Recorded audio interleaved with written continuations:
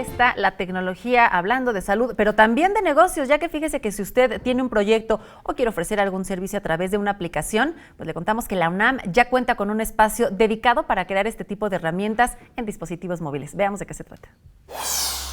Es un espacio de colaboración de aprendizaje y desarrollo de aplicaciones. Se trata del laboratorio iOS Development Lab de la Facultad de Ingeniería de la UNAM, donde la creatividad y conocimiento de los estudiantes los lleva a desarrollar apps que pueden posicionar en el mercado y convertirlas en un modelo de negocio. O es más bien donde yo quiero apostarle, a poder empezar a desarrollar aplicaciones que sean realmente, que traigan dinero, que traigan economía y que traigan, a final de cuentas, conocimiento también para esta universidad. Hace 2 meses empezó a funcionar el laboratorio.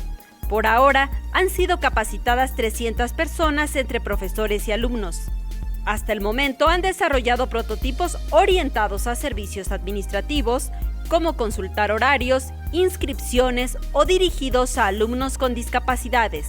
Tenemos diferentes actividades en el laboratorio. Una de las principales es la impartición de cursos.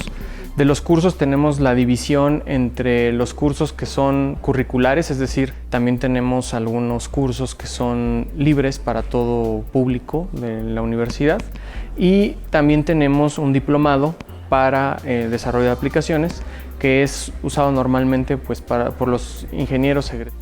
El laboratorio abre la invitación al público en general a conocerlo y a hacer aportaciones con propuestas. Si algún proyecto coincide con los intereses del laboratorio, pueden trabajarlo en conjunto. En las imágenes, Andrés Brito, Saray Mariscal, 21 Noticias.